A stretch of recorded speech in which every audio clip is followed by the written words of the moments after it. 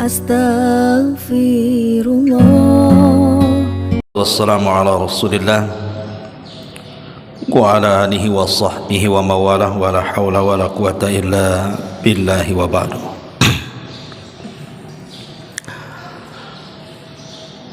Kita lanjutkan sambungan dari ayat kemarin yang kita bahas, surah Al-An'am ayat 27. A'udzubillahi minasyaitonir rajim. Bismillahirrahmanirrahim. Walau tara idh wuqifu 'alan nari faqalu ya waylatana nuraddu wa la nukadziba bi ayati rabbina wa nakuna minal mu'minin bal bada lakum ma kanu yukhfuna min qablu walau ruddu la'adu lima nuhu anhu wa innakum lakadzibun.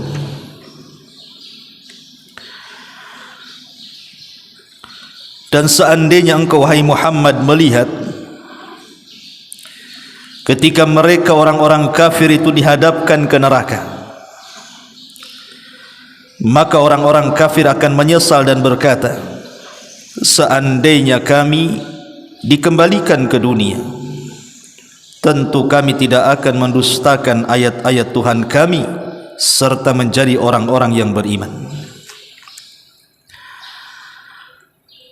Tetapi sebenarnya bagi mereka telah nyata kejahatan yang mereka sembunyikan dahulu di dunia. Seandainya mereka dikembalikan ke dunia, tentu mereka akan mengulang kembali apa yang telah dilarang mengerjakannya, karena mereka sungguh para pendusta. Ma'asyiral muslimin, jamaah sekalian yang dimuliakan Allah Subhanahu wa taala, di dalam ayat ini Allah Subhanahu wa taala hendak menjelaskan tentang penyesalan orang-orang kafir pada hari kiamat. Bahwa orang-orang kafir pada hari kiamat mereka akan mencela diri-diri mereka dan mengatakan, ya wailatana nuraddu wa la nukadziba bi ayatina. Duhai kiranya kami dikembalikan ke dunia, tentu kami tidak akan mendustakan ayat-ayat Rabb kami. Tapi apakah manfaat penyesalan itu? Sama sekali tidak. Tidak manfaat penyesalan mereka pada hari kiamat. Bicara tentang penyesalan pada hari kiamat, sebenarnya penyesalan itu bukan hanya terjadi kepada orang-orang kafir saja. Orang-orang yang beriman juga mereka menyesal. Bahkan para malaikat sendiri menyesal. Makanya ketika terjadi kehancuran alam semesta, apa yang dikatakan para malaikat? Malaikat mengatakan, subhanak ma abadna haqqa ibadatik. Maha suci engkau ya Rabb, sungguh kami tidak benar-benar beribadah kepadamu saat berada di dunia. Ini ucapan malaikat. Kalau para malaikat saja menyesal setelah terjadinya kiamat, mereka mengatakan, subhanak, maha suci engkau ya Rabb, ma abadna haqqa ibadatik, kami tidak beribadah kepadamu dengan sebenar-benar ibadah. Padahal malaikat itu, mereka tidak ada syahwat dalam hatinya. Artinya mereka tidak pernah melakukan dosa. Hidup mereka hanya beribadah kepada Allah. Itu saja menyesal, merasa bahwa ibadah mereka kurang kepada Allah Subhanahu wa taala, apalagi manusia. Makanya penyesalan kelak pada hari kiamat itu terbagi menjadi dua kelompok. Kelompok yang pertama ahlul iman. Kelompok ahlul iman bisababi tafritihim wa tarkihim a'malan salihatan. Jadi orang-orang yang beriman dengan sebab mereka mungkin lalai atau ada beberapa amalan yang mereka tinggalkan di dunia, mereka tidak kerjakan, itu pula yang menjadikan penyesalan mereka di hadapan Allah. Seperti orang-orang yang tidak pernah membaca surah Al-Baqarah. orang-orang yang tidak mau membaca surah Al-Baqarah dan merenungkannya. Kata Nabi SAW, iqra'u surat Al-Baqarati fa inna akhdaha barakatun wa tarkaha hasratun wa la tastati'uha al-batalatu. Bacalah surah Al-Baqarah, karena yang mengambilnya akan dapat berkah dan yang meninggalkannya akan jadi penyesalan pada hari kiamat. Dan tidak ada satu pun tukang sihir yang mampu menyentuhnya. Dalam hadis ini Nabi SAW mengatakan, ambillah surah Al-Baqarah, karena surah Al-Baqarah itu siapa yang mengambilnya akan diberkahi hidupnya, dan siapa yang meninggalkannya maka akan menjadi penyesalan pada hari kiamat. Dan dia tidak disentuh tukang sihir, ya, karena Al-Baqarah ini salah satu surat yang bisa menangkal sihir. Makanya dulu saya cerita, ada seorang yang hasad dengan seorang wanita salihah. Karena hasadnya dia ingin menyihir wanita itu. Datang dia ke tukang sihir. Kemudian dia siap membayar berapapun tukang sihir itu mau, asal tukang sihir ini bisa menyihir wanita itu. Selang beberapa hari tukang sihir itu angkat tangan dan mengatakan, aku tidak bisa menyihir wanita itu, saya kembalikan maharnya. Tetapi kalau engkau mau, saya punya guru, dia guru sihir saya, mudah-mudahan guru saya bisa menyihirnya, karena ilmunya di atas saya. Datang dia ke gurunya, tapi rupanya gurunya juga angkat tangan dan tidak bisa menyihirnya. Akhirnya sang guru sihir ini mengatakan, saya punya kawan jauh lebih hebat sihirnya dibandingkan aku, tapi mahal harganya, maharnya cukup mahal. Tetapi karena dia sudah kadung hasad ingin menyihir wanita itu, tetap saja datang kepada pakar sihir itu. Rupanya yang pakar sihir itu pun angkat tangan, tidak sanggup menyihir wanita itu. Bahkan dia mengatakan, demi Allah aku sudah mengerahkan kerjasama dengan jinnul maradah. Jin maradah itu jin yang paling jahat dari kalangan jin kafir. Aku sudah bekerja sama dengan maradatul jin, tapi maradatul jin tidak bisa mendekati wanita itu. Jadi laki-laki ini bertanya kepada tukang sihir, kenapa tidak bisa disentuh dengan sihir kalian wanita itu? Kemudian pakar sihir ini mengatakan, demi Allah, karena wanita itu setiap malam membaca surah Al-Baqarah, sehingga tidak bisa aku sentuh. Inilah makna wala tastati'uhal batala. Tidak mungkin tukang sihir menyentuh orang yang melanggengkan membaca surah Al-Baqarah. Syahidnya di sini apa? Fa inna akhdaha barakah wa tarkaha hasrata. Siapa yang mengambilnya akan jadi berkah hidupnya, dan siapa yang meninggalkannya akan menjadi penyesalan pada hari kiamat. Ini yang pertama. Yang kedua, penyesalan orang-orang yang beriman, hasratu ashabil majalis allati takhlu min dzikrillahi was salati ala Rasulillah sallallahu alaihi wasallam. Penyesalan orang-orang yang bermajlis, di mana dalam majlis itu tidak ada zikir kepada Allah. Di dalam majlis itu tidak ada salawat kepada Nabi sallallahu alaihi wasallam. Kata Nabi sallallahu alaihi wasallam, "Ma qa'ada qaumun maq'adan lam yadhkuru fiha Allah wa yusallu 'ala an-nabi illa kana 'alaihim hasratan yaumal qiyamah wa in dakhalul jannata lis-thawab." Tidaklah satu kaum berkumpul, tapi perkumpulan itu tidak ada zikir kepada Allah dan tidak ada salawat di dalamnya, kecuali majlis itu akan menjadi penyesalan dia pada hari kiamat, walaupun mereka masuk surga. Walaupun mereka masuk surga, tetap mereka menyesal. Kenapa dalam setiap perkumpulan mereka tidak ada zikir di situ? Perkumpulan itu kan macam-macam, perkumpulan keluarga, perkumpulan mungkin antum sesama pengusaha, sesama kawan, kumpul di mana, reuni di mana, ngobrol sama siapa, kan itu kan disebut majelis juga. Makanya pentingnya seseorang itu memperhatikan adab-adab majelis. Salah satunya adalah jangan sampai tidak ada zikir kepada Allah, dan tidak ada salawat kepada Nabi SAW, karena ini jadi penyesalan pada hari kiamat bagi orang-orang yang beriman walaupun mereka masuk surga. Kemudian juga yang ketiga, man harasa 'alal imarati wal mansib, orang-orang yang mereka berambisi untuk memiliki sebuah jabatan kepemimpinan. Kata Nabi SAW, innakum satahrusuna 'alal imarati, satu hari kalian pasti akan mengejar kepemimpinan. Kita lihat di tahun-tahun politik negeri kita saja, orang-orang yang berambisi untuk menjadi pemimpin itu nampak kampanye sana sini, cari dukungan, relasi gitu ya, silaturahim ke sana kemari, nampak kan gitu ya. Kalau yang seperti itu bukan bentuk bahwa mereka itu sangat kepengen dengan kepemimpinan, apa namanya? Lah nanti kata Nabi SAW, kalian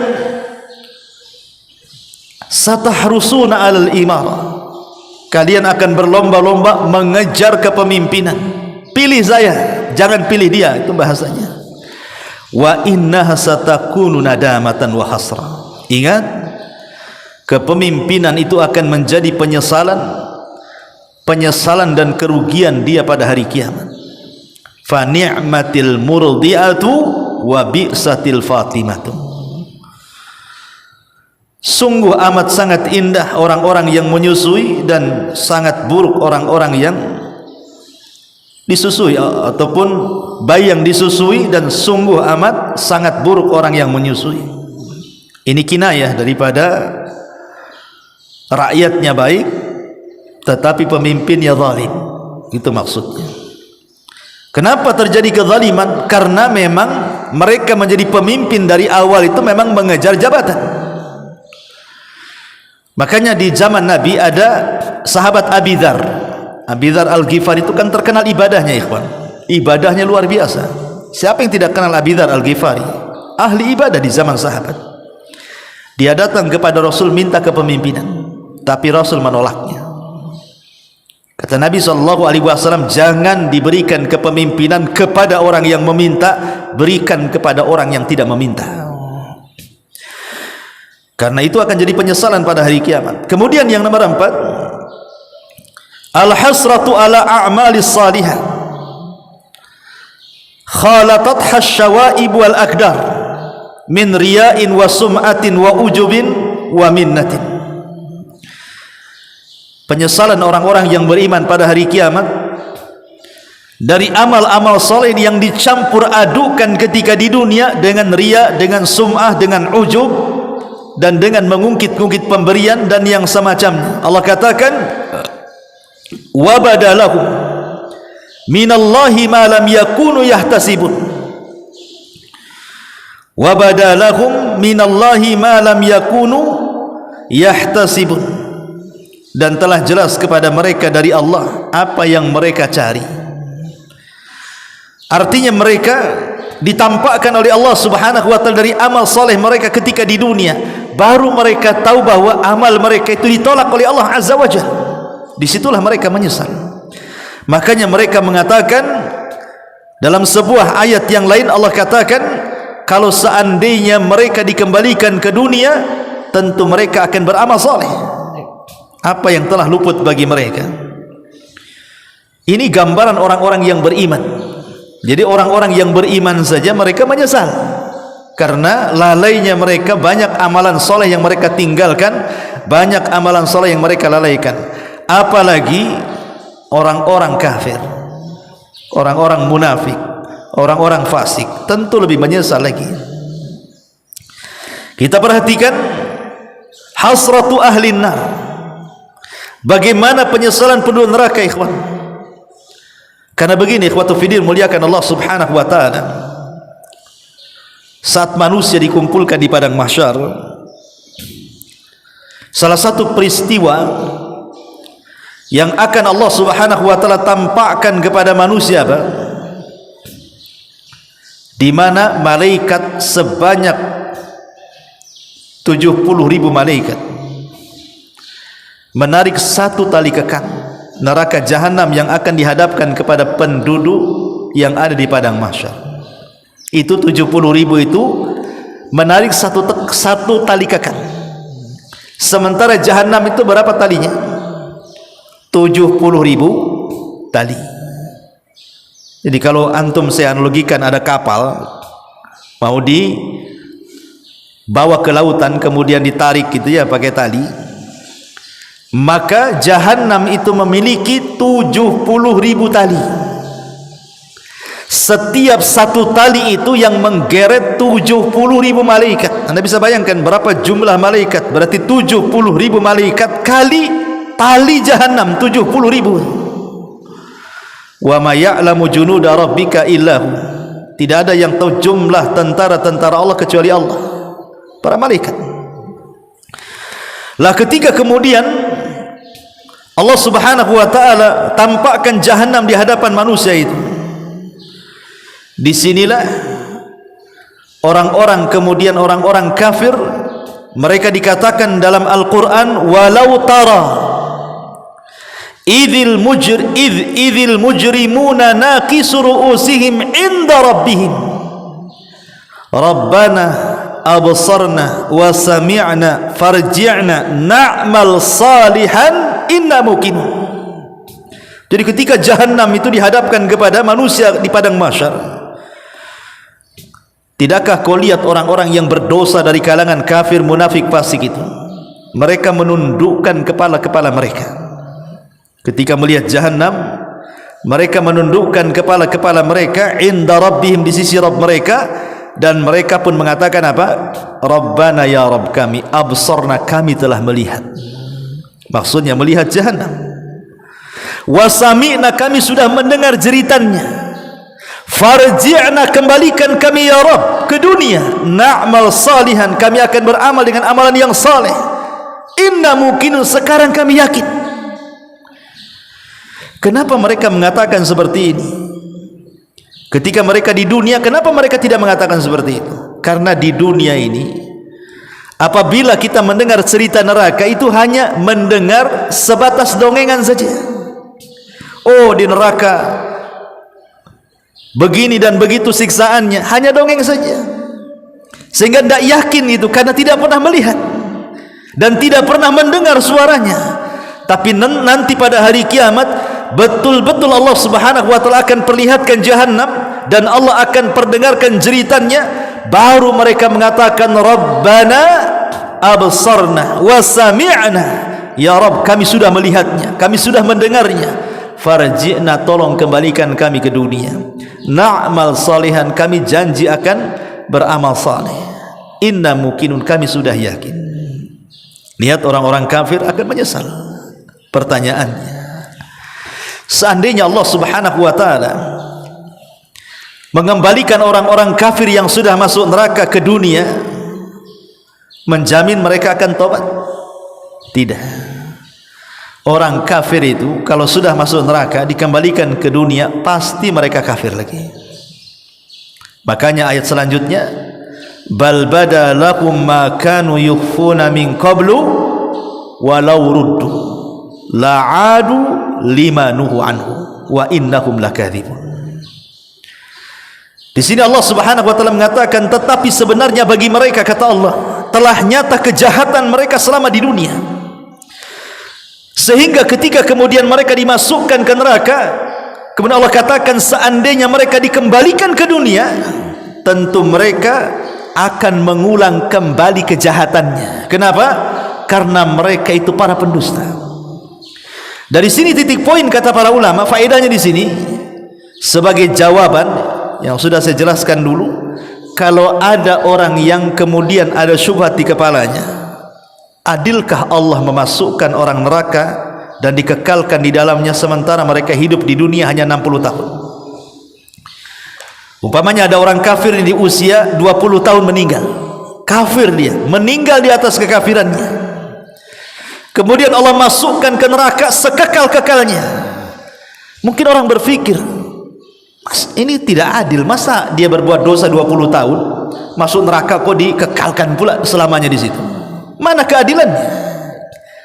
Maka kalau ada orang yang ada syubhat di kepalanya seperti itu, jawab dengan surah Al-An'am ayat 28 jawabannya. Katakan kepada orang yang punya syubhat di kepala ini, walau ruddu la'adu lima nuhu anhu wa innahum lakadzibun. Sebab orang-orang kafir yang masuk neraka itu kalau dikembalikan ke dunia, pasti mereka akan mengulang kejahatannya, karena mereka kaum yang berdusta. Begitu jawabannya. Di sini menunjukkan bahwa orang-orang kafir akan menyesal pada hari kiamat. Kemudian juga di antara penyesalan yang lain adalah hasratun wa nadamul mufritina inda muayanatil mauti. Jangan lagi cerita pada hari kiamat. Ketika mereka berada di padang mahsyar saja, di alam barzah, maksudnya di kuburan. Allah Subhanahu wa taala gambarkan dalam Al-Qur'an, hatta idza jaa ahadahumul mautu qala rabbirji'uni la'alli a'malu salihan fima tarak kalla innaha kalimatun huwa qailuha wa min waraihim barzakhun ila yaumi yub'atsun. Ketika datang kematian kepada mereka, maka orang-orang yang berada di alam kubur itu akan mengatakan, rabbirji'uni, ya Allah kembalikan aku ke dunia walaupun sesaat jadilah, la'alli a'malu salihan fima tarak, agar aku bisa mengamalkan amalan saleh yang aku lalaikan. Tapi apa jawaban Allah? Kalla, sekali-kali tidak mungkin, mustahil. Innaha kalimatun huwa qailuha, itu hanya angan-angan kalian saja kalian ucapkan itu. Kenapa? Wa mi waraihim barzakhun ila yaumi yub'atsun, karena antara kalian dengan dunia itu ada barzah. Barzah itu dinding penghalang antara alam dunia dan alam kubur. Makanya di istilah alam barzah, alam kubur itu disebut alam barzah, ya. Lihat bagaimana belum sampai ke akhirat saja orang pada menyesal di kuburan. Ma'asyiral muslimin yang dimuliakan Allah Subhanahu wa taala. Kemudian juga bentuk penyesalan pada hari kiamat adalah hasratu atba'i syaitan, penyesalan para pengikut syaitan kelak pada hari kiamat. Karena nanti iblis itu akan berceramah, ikhwan. Iblis itu akan berkhutbah di hadapan penduduk neraka, dan ini khutbah terakhir iblis kepada para pengikutnya. Apa khutbah iblis? Wa qala syaitan lamma qudiyal amru innallaha wa'adakum wa'dal haq wa wa'adtukum fa akhlaftukum wa ma kana li 'alaikum min sultan illa an da'awtukum fastajabtum li fala talumuni walumu anfusakum ma ana bimusrikhikum wa ma antum bimusrikhiyya inni kafartu bima asyraktumuni min qablu inna zalimina lahum adzabun alim. Lihat khutbahnya iblis ini, ya. Ketika iblis berkata, tatkala qudiyal amr, semua urusan sudah diputuskan Allah, yang masuk surga sudah dimasukkan ke surga, yang masuk neraka dimasukkan ke neraka, maka iblis pun berdiri di tengah-tengah neraka berkhutbah kepada penduduk neraka. Apa kata iblis? Sesungguhnya Allah telah menjanjikan kepada kalian janji yang benar, dan aku pun telah menjanjikan kepada kalian, tapi aku selisihi janjiku. Wa ma kana li 'alaikum min sultan, tidak ada kuasa bagiku kepada kalian kecuali hanya aku seru kalian, tiba-tiba kalian mengikuti aku. Jangan salahkan aku, celalah diri kalian. Aku tidak mungkin menolong kalian sebagaimana kalian juga mampu menolong aku, kata iblis. Sungguh aku kufur dengan apa yang kalian sekutukan kepadaku sebelumnya. Sesungguhnya orang-orang zalim, bagi mereka azab yang pedih. Lihat bagaimana syaitan yang selama di dunia memberikan was-was kepada manusia untuk diikuti, kemudian memberikan angan-angan yang palsu kepada manusia. Kelak pada hari kiamat setan itu akan berkhutbah dan akan berlepas diri kepada siapa yang mengikutinya. Iblis sendiri yang mengatakan, bayangkan, jelas-jelas Quran menjelaskan khutbahnya iblis.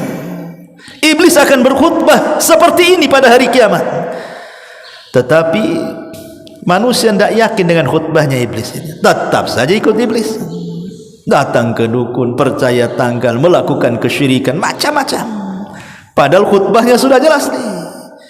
Kata iblis, Allah telah menjanjikan janji yang benar kepada kalian. Aku pun sama, tetapi aku menyelisihi janji itu.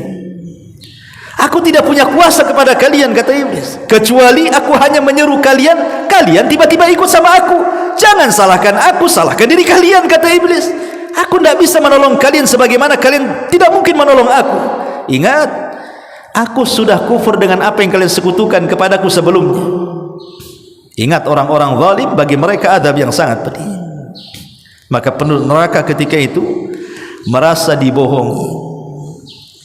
Merasa dibohongi oleh iblis. Ketika itulah mereka menyesal. Tapi apa gunanya penyesalan? Ma'asyiral muslimin yang dimuliakan Allah Azza wa Jalla, termasuk juga hasratul kufar. Bagaimana orang-orang kafir kelak pada hari kiamat? Mereka akan menyesal karena mereka akan diadab dan dihisab. Jadi ketika manusia dibangkitkan di padang mahsyar, yang pertama kali dihisab siapa? Yang pertama kali dihisab adalah binatang. Binatang itu akan dihisab. Dan ini bentuk keadilan Allah. Di mana Allah mengatakan wal wuhushu husyirat. Dan kelak binatang-binatang yang sangat buas itu akan dikumpulkan. Maknanya kalau yang buas saja akan dikumpulkan, maka binatang selain yang buas pun akan dikumpulkan. Intinya semua binatang akan dibangkitkan kembali, mulai dari semut yang kecil sampai gajah, mungkin kalau ada dinosaurus ya sampai dinosaurus lah, dibangkitkan semuanya. Untuk apa? Untuk dihisab.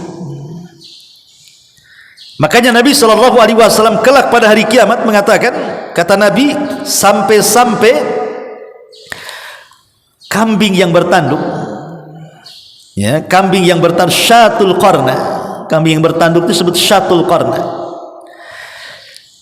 akan diambil tanduknya kepada syatil jalha. Syatil jalha itu kambing yang tidak bertanduk. Jadi tanduknya kambing ketika di dunia yang punya tanduk itu akan dicabut tanduknya, kemudian diletakkan kepada kambing yang tidak bertanduk. Kemudian Allah katakan, kambing yang tidak bertanduk, sekarang kuberikan kau tanduk yang sudah menanduk sebanyak dia menanduk kepadamu. Di sini terjadi keadilan. Sampai kepada kambing saja ada hisabnya. Apalagi buaya, apalagi harimau, apalagi binatang-binatang buas yang ketika di dunia mereka memangsa buruannya, maka akan terjadi hisab pada hari kiamat. Tetapi hanya sebatas kisos, hanya sebatas hisab kisos saja. Mereka tidak akan masuk neraka. Jadi setelah terjadi hisab, kemudian mereka dikisos satu dengan yang lainnya dalam bentuk keadilan Allah Azza wa Jal. Disitulah Allah Subhanahu wa Ta'ala katakan, kuni turaba, jadilah kalian tanah. Jadi semua binatang jadi tanah. Di sini orang-orang kafir menyaksikan ketika binatang jadi tanah itu. Allah katakan, yauma yanzurul mar'u ma qaddamat yadah wa yaqulul kafiru ya laitani kuntu turaba. Dalam surah An-Naba Allah katakan, pada hari ketika manusia melihat amalannya yang sudah dikerjakan di dunia, banyak dosa yang menimpa dia, sehingga orang-orang kafir akan berkata ketika melihat binatang-binatang itu jadi tanah, ya laitani kuntu turaba, duhai kiranya aku pun jadi tanah seperti itu. Jadi tanah, tidak mungkin orang kafir jadi tanah. Ada proses azab bagi mereka, bukan hanya sekedar hisab. Kalau binatang kan hanya hisab saja, tapi tidak ada azab. Tapi manusia ada hisab dan azab yang menunggunya. Makanya orang-orang kafir mereka menyesal dan mengatakan, ya laitani kuntu turaba, duhai kiranya aku jadi tanah seperti binatang itu dan tidak jadi manusia. Manfaat penyesalannya tidak manfaat. Ma'asyiral muslimin yang dimuliakan Allah Subhanahu wa Ta'ala, termasuk juga orang-orang yang ketika di dunia mereka melalaikan dirinya sendiri untuk tidak beribadah, bahkan melalaikan keluarganya untuk tidak disuruh ibadah. Hidupnya hanya dunia. Disebutkan dalam Al-Quran, Allah mengatakan, Qul innal khasirina alladhina khasiru anfusahum wa ahlihim yawmal qiyamah. Ala dzalika huwal khusranul mubin. Sesungguhnya orang-orang yang rugi, yang akan menyesal pada hari kiamat adalah orang-orang yang mereka menyia-nyiakan diri mereka dan menyia-nyiakan keluarga mereka. Maka merekalah orang yang rugi pada hari kiamat. Itulah kerugian yang sesungguhnya. Jadi orang-orang yang kemudian mereka menzalimi diri mereka dan juga keluarga mereka, inilah orang yang paling menyesal pada hari kiamat. Orang yang menghabiskan waktunya hanya untuk maksiat, bahkan tidak punya cemburu kepada keluarga yang bermaksiat, yang mereka disebut dayuth, maka merekalah orang-orang yang paling menyesal pada hari kiamat. Termasuk juga orang-orang yang mendustakan saat perjumpaan manusia dengan Allah pada hari kiamat. Ikhwatu fillah, muliakan Allah Azza wa Jalla. Manusia berjumpa dengan Allah itu di berapa tempat? Di 4 tempat. Kita manusia akan berjumpa dengan Allah di 4 tempat. 2 di dunia, 2 di akhirat. Di dunia kita berjumpa dengan Allah kapan? Saat kita sholat. Itulah perjumpaan kita dengan Allah. Makanya Allah mengatakan, alladzina yadhunnuna annahum mulaqu rabbihim. Ketika Allah mengatakan salat itu berat, lakabiratun illa alal khashiin, berat kecuali bagi orang-orang yang khusyuk. Siapa orang yang khusyuk ini, kata Allah? Mereka orang-orang yang yakin kalau mereka sedang berjumpa dengan Allah. Berarti salat itu hakikatnya perjumpaan kita dengan Allah. Ini yang pertama. Yang kedua, saat kematian. Ketika ruh seorang mukmin, dalam hadis Bara bin Azib yang panjang itu, ruhnya seorang mukmin itu akan dinaikkan ke langit dan catatan mengikuti di bawahnya. Kemudian menembus langit pertama, kedua, sampai ke-7. Kemudian ruh itu diperjumpakan dengan Allah, dan Allah katakan, kembalikan ruh ke dalam jasadnya, angkat catatannya fil illiyin. Dan ini perjumpaan yang kedua seorang mukmin dengan Allah saat sakaratul maut, saat kematian. Kemudian yang ketiga, perjumpaan Allah Subhanahu wa taala saat manusia dikumpulkan di padang mahsyar, saat Allah Subhanahu wa taala mendatangkan jahannam. Di sini Allah Subhanahu wa taala akan menemui manusia. Ada yang mengatakan bahwa yang memandang Allah saat itu hanyalah orang-orang yang beriman. Orang-orang kafir tidak bisa memandang, karena memandang Allah itu bagian daripada ziyadatun ni'mah, tambahan nikmat. Tapi ada juga yang mengatakan orang kafir tetap melihat, tetapi dengan penglihatan bagikan pesakitan di hadapan hakim yang akan memutuskan sebuah putusan. Marah, dalam kondisi marah. Tetapi ketika itu, ketika Allah Subhanahu wa taala menghadirkan dirinya, baru menyingkapkan betisnya. Ya, Allah itu baru menyingkapkan betisnya tuh. Orang-orang yang beriman, para nabi, orang-orang saleh, mereka langsung tersungkur sujud. Orang-orang munafik berusaha untuk sujud tapi tidak bisa. Setiap sujud kemudian balik lagi ke belakang, kayak orang telengking ke belakang. Mau sujud tidak bisa begitu. Makanya Allah mengatakan, fala yastati'un wa yud'auna ila sujudi fala yastati'un. Mereka disuruh untuk sujud tapi mereka tidak bisa. Siapa? Orang-orang munafik. Mereka tidak bisa sujud, asik telengking ke belakang terus. Menunjukkan itulah kerugian orang-orang munafik. Saat berjumpa dengan Allah tidak bisa sujud. Dan tentu puncak kenikmatan di sorga adalah ru'yatullah, memandang Allah Azza wa Jalla. Itulah 4 tempat kita akan berjumpa dengan Allah. Lah orang-orang yang mendustakan perjumpaan dia dengan Allah Subhanahu wa taala, Allah katakan apa?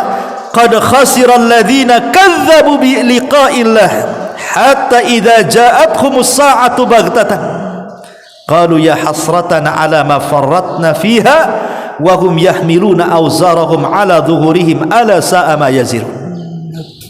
Sungguh rugi, sungguh akan terjadi penyesalan hebat kepada orang-orang yang mendustakan perjumpaan mereka dengan Allah sampai ketika datang hari kiamat secara sekonyong-konyong dan tiba-tiba kepada mereka, qalu, mereka mengatakan, ya hasratana ala ma farratna, duhai ruginya kami sudah melalaikan apa yang ada pada kami selama di dunia. Dan mereka akan membawa dosa-dosa mereka di atas punggung-punggung mereka. Sungguh buruk apa yang mereka bawa. Jadi orang-orang yang mendustakan berjumpa dengan Allah, mereka akan menyesal dan mengatakan, ya hasratana ala ma farratna. Kemudian juga hasratul zalimina bi mukhtalifi asnafihim. Orang-orang yang salah bergaul di dunia, mereka akan menyesal. Orang-orang yang salah bergaul di dunia, mereka akan menyesal. Berapa banyak orang-orang yang salah bergaul akhirnya menggadaikan agama. Seorang wanita cari suami, yang penting kaya, yang penting oke, walaupun kafir tidak ada masalah. Kemudian nikah, kafirlah dia, ikut agama suami. Betapa banyak yang seperti itu. Ya, dan ini dialami. Dan di Batam ini paling banyak orang yang murtad gara-gara pernikahan kan. Banyak sekali. Dulu saya ceritakan, saya punya tetangga di Batam Center itu. Subhanallah, wanita muslimah nikah dengan seorang laki-laki Nasrani. Kemudian setelah banyak anaknya, laki-laki ini maksa wanita itu untuk masuk agamanya, kalau tidak dicerai. Dan dibawa anak-anaknya. Takut dia dengan suaminya dan takut anak-anaknya tidak menjadi hak asuhnya, akhirnya masuk ke agama Nasrani. Coba kan. Dan cerdas suaminya, setelah dia masuk ke agama Nasrani, dia rutinkan datang ke gereja, betul-betul ditarbiyah. Ketika dia muslimah tidak pernah datang ke pengajian, tapi setelah masuk Nasrani rajin pula dia ke gereja. Setelah rajin ke gereja, dia mengatakan, sungguh tenang agama baruku, katanya. Iyalah, ketika dia muslimah kemana, nggak pernah hadir di majelis taklim. Ketika masuk Nasrani rajin pula ke gereja, ya tenanglah kan itu. Tapi orang yang punya ilmu, punya pengetahuan tentang Islam, nggak akan tenang masuk ke agama yang lain itu. Nggak akan tenang, kecuali kalau ditodong ruhnya mau lepas, ya mungkin kan itu. Itu pun terpaksa. Enak, anehnya ceritanya, endingnya kan begini. Jadi satu hari si suaminya ini selingkuh, dia selingkuh dengan wanita muslimah. Akhirnya ketahuan sama istri yang sudah murtad ini. Wow, perang hebat, tak tak tak tak tak. Akhirnya minta cerai. Minta cerai, diceraikan. Lah selingkuhannya ini minta dinikahi, tapi syaratnya dia harus masuk Islam. Akhirnya kemudian si suaminya masuk Islam, nikah dengan wanita muslimah. Beginilah dunia kadang terbalik ini, ya kan? Istri yang pertama muslimah jadi kafir, ini suaminya yang tadinya kafir jadi muslim pula, ya. Begitulah dunia nih kadang-kadang. Lah orang yang salah kawan nanti pada hari kiamat ini, maka mereka akan menyesal. Dan Allah katakan, wa yauma ya'addu adh-dhalimu 'ala yadayhi yaqulu ya laitani ittakhadtu ma'ar rasuli sabila. Nanti pada hari kiamat orang-orang zalim itu, mereka akan menggigit jarinya dalam bentuk penyesalan, dan mereka mengatakan, duhai kiranya aku menjadikan si fulan itu teman saya, si fulan itu teman saya. Kenapa aku tidak jadikan si fulan teman saya? Kenapa aku jadikan si fulan jadi teman, akhirnya menyesatkan aku? Makanya ikhwatu fiddin, ayat ini ada yang mengatakan asbab nuzulnya adalah kepada Uqbah bin Abi Mu'ayt. Uqbah bin Abi Mu'ayt namanya. Uqbah bin Abi Mu'ayt ini seorang penjaga, seorang penyair Arab terkenal gitu. Jadi ketika dia mendengar Al-Quran dibacakan Rasul, suka dia, tapi dia tidak masuk Islam. Dia suka saja dengan Quran gitu saja.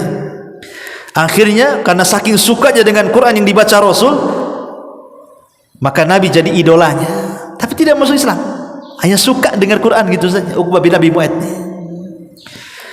Jadi suatu hari dia ingin memuliakan Nabi, karena dia sering mendengar wahyu, didengarnya kan, suka. Akhirnya dia ingin menghormati Nabi, diundang makan di rumahnya.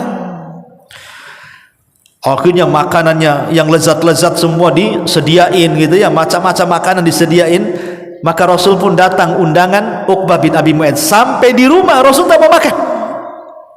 Kata Uqbah, tolonglah makan. Kata Rasul, tidak. Kenapa kau tidak mau makan makananku? Dan aib, ingat, tamu yang tidak makan itu aib masalahnya. Jadi kata Uqbah bin Abi, kenapa kau tak makan? Karena Rasul, kata Rasul, karena kau kafir, katanya. Kau musyrik. Coba kau mengucapkan 2 kalimat syahadat, ku makan semua ini, katanya Rasul. Akhirnya terpaksalah Uqbah mengucap 2 kalimat syahadat hanya ingin supaya Rasul makan. Itu tujuannya begitu maksudnya. Tidak hendak masuk Islam, tidak. Hanya ingin Rasul supaya makan. Akhirnya dia pun mengucap 2 kalimat syahadat. Masalahnya 2 kalimat syahadat ini bukan 2 kalimat biasa. Ini 2 kalimat menunjukkan pengkufuran kepada berhala. Terdengarlah keislaman siapa? Uqbah bin Abi Mu'ayth ke telinga kawannya Umayyah bin Khalaf, tuannya Bilal bin Rabah yang menyiksa Bilal, namanya Umayyah. Oh, datang dia mengatakan, Uqbah, aku dengar kau sudah berpindah kepada agama Muhammad. Enggak. Iya, semua orang ngomong begitu. Sekarang engkau saya keluarkan dari gengku, katanya. Gak mau kamu, jangan berkawan lagi dengan saya. Nah, Umayyah ini tokoh besar, pengaruhnya besar, orang kaya, ya kan? Kata Uqbah, enggak, aku hanya mengucap 2 kalimat itu supaya dia mau makan saja di rumahku, katanya. Oh tidak, itu sama saja kau berpindah agama.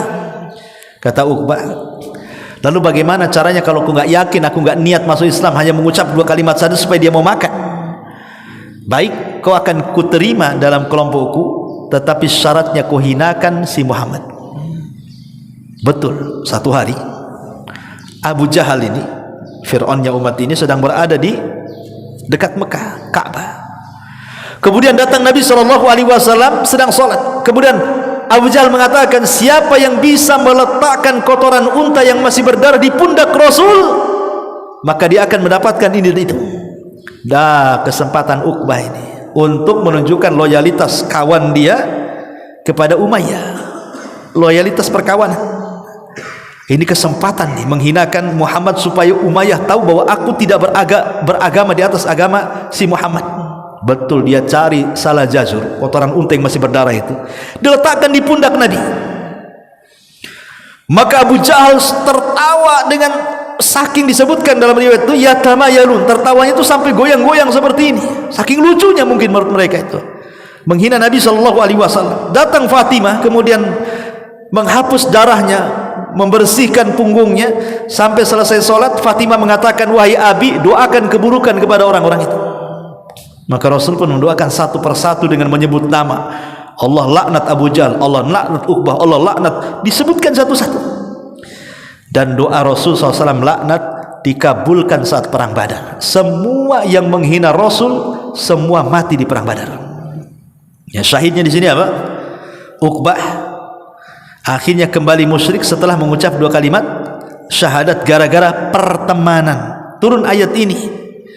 Allah katakan, yauma ya'addu adh-dhalimu 'ala yadayhi yaqulu ya laitani ittakhadtu ma'ar rasuli sabila. Turun ayat ini. Ini gara-gara pertemanan. Jadi salah teman ini bisa menjadi penyesalan pada hari kiamat. Termasuk juga penyesalan ahlun nar ba'da talabihim min ahlil jannah. Penyesalan penduduk neraka setelah mereka meminta kepada penduduk sorga syurbatal ma' wa ta'ah. Mereka meminta setetes air minum dan juga makanan. Ada seorang alim namanya Hasan Al-Basri rahimahullah ta'ala. Satu hari Hasan Al-Basri ini sedang memberikan tausiah, ya, ceramah seperti ini. Tiba-tiba muridnya membawakan air mineral, air putih, dan hendak diberikan kepada gurunya yang sedang haus, ya. Namanya orang kasih ceramah itu kan haus. Dibawanya air mineral, kemudian dipandang pula air mineral itu oleh Hasan Al-Basri. Ketika dipandang air mineral itu, tiba-tiba Hasan Al-Basri menangis. Menangis dengan setangis-tangisannya. Lah murid yang membawanya itu merasa bersalah. Ada apa? Saya kan hanya naruh minuman. Kenapa imam nangis gitu ya? Maka kemudian sang pemberi minum mengatakan kepada Imam Hasan Al-Basri, wa ma yubkika ya imam, Apa yang membuat anda menangis dengan air mineral itu, wahai imam? Maka Hasan Al-Basri mengatakan, tadzakartu umniyatu ahlin nar. Aku teringat dengan angan-angannya penduduk neraka. Kemudian ditanya lagi, wa ma umniyati ahlin nar. Lalu apa angan-angan penduduk neraka? Maka Hasan Al-Basri kemudian membacakan ayat ini, wa nada ashabun nar ashabal jannah an afidu alaina minal ma au mimma razaqakumullah. Ketika penduduk neraka melihat penduduk surga, kemudian mereka mengatakan kepada penduduk surga itu, ya ahlal jannah, wahai penduduk surga, kirimkan kepada kami walaupun setetes air yang kalian minum atau makanan yang Allah rizkikan kepada kalian. Tapi apa jawaban penduduk surga? Qalu innallaha harramahu ma'alal kafirin. Allah sudah haramkan keduanya kepada orang kafir. Sorry, tidak ada lagi makanan minuman untuk kalian. Lihat, ulama itu nengok sesuatu saja bisa jadi ibrah. Nengok air putih lah bisa jadi ibrah, gitu ya. Oh, kita nengok apa aja nggak ada yang jadi ibrah. Masyaallah muslimin yang dimuliakan Allah Azza wa Jalla. Kemudian juga di antara penyesalan-penyesalan yang lain adalah penyesalan muhdatsatun wa mubtadi'atun. Orang-orang yang suka melakukan hal-hal yang baru dalam Islam. Ahli bid'ah. Orang yang suka mengerjakan hal-hal yang tidak diajarkan Rasul. Perkara-perkara baru dalam agama. Allah Subhanahu wa taala mengatakan, "Qul hal nunabbiukum bil akhsarina a'mala alladzina dhalla sa'yuhum fil hayatid dunya wa hum yahsabuna annahum yuhsinuna sun'a." Katakan ya Muhammad, maukah aku habarkan kepada kalian serugi-ruginya amalan? Kalian akan menyesal pada hari kiamat. Apa serugi-ruginya amalan itu?